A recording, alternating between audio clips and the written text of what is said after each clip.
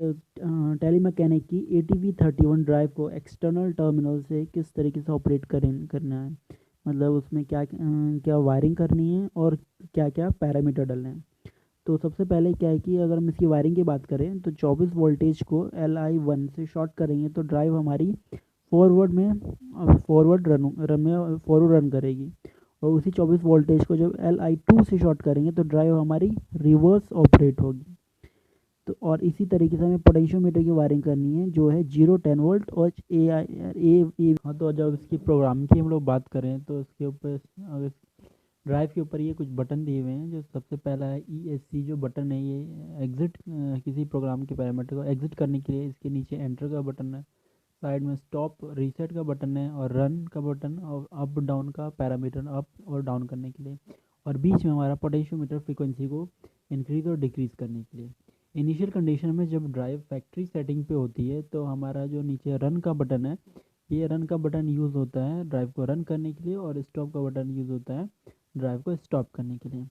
तो अब external terminal को यूज़ करने के लिए हमें पैरामीटर डालना है। तो सबसे पहले क्या है कि जब ड्राइव को ऑन करेंगे तो ड्राइव के ऊपर कुछ इस तरीके से रेडी लिखा हुआ आएगा। अब क्या करना है कि जैसे हम एंटर का बटन दबाएंगे तो फिर सबसे पहली सेटिंग खुल जाएगी जो है सेट। ठीक है।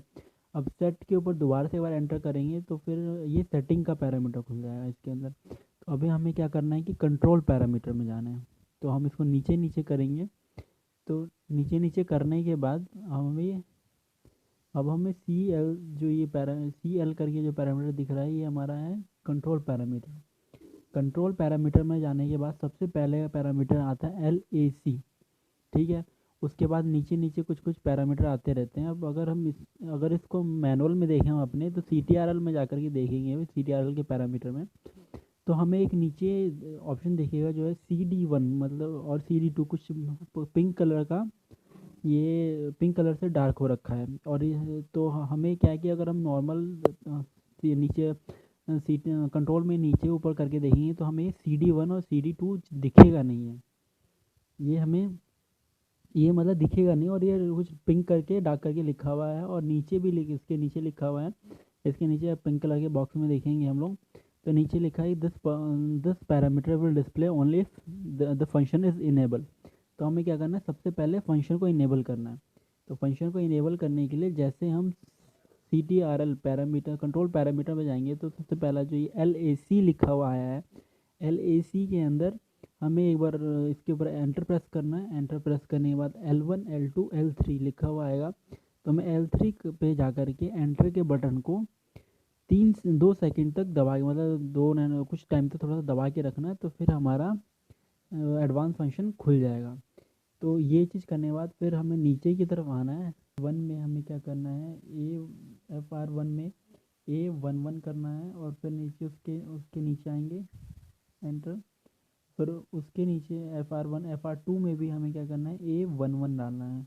एनालॉग A1 टर्मिनल पे एनालॉग इनपुट लेने के लिए क्या है, ये हमारे जो FR1 और FR2 है ये क्या है कि पोटेंशियोमीटर से एनालॉग इनपुट लेने के लिए और उसके बाद FR1 और 2 चेंज करने के बाद हमें आना है CHCP में हमें क्या करना है, SEP करना है। CHCP में SEP डालना है। तो अगर जब हम CHCP में SEP करना एंटर कर देंगे तो उसके बाद ही नीचे CD1 और CD2 ऑन हो जाएगा। और जब SEP में अभी SD1 लिखा आ रहा है, अभी ऑन है SD1। अगर SCP में अगर हम नीचे ऐसे कुछ और एंटर करते तो SD1 नीचे कंट्रोल का कमांड ऑन नहीं होगा। अब हमने S1A कर दिया। अब नीचे करेंगे तो CD1 तो हमें कहीं दिखेगा ही नहीं, कंट्रोल 1। ठीक है, कंट्रोल का वो अभी देखो दिख ही नहीं रहा हमें कहीं भी, क्योंकि हमने उस चीज़ को जो हमें पैरामीटर इनेबल करना था उसे डिसेबल कर दिया। हमें CHCP में दोबारा जाना है, SIA को SEP करना है जो पैरामीटर इनेबल करने के लिए जो पिंक डॉट लाइन में लिखा हुआ है उस चीज़ के लिए। फिर CD1 आया, CD1 में TER एंटर करना है जो टर्मिनल है। इसी तरीके से हमें CD2 में भी TER टर्मिनल एंटर करना है CD1 और CD2 दोनों में। ठीक है। अब हमें स्केप कर देना है पूरा प्रॉपर। स्केप करने के बाद अभी रेडी लिखा आ रहा है। अब हम ड्राइव को एक्सटर्नल से रन करा लें तो देखो ये फिर ये रन होनी शुरू हो जाएगी।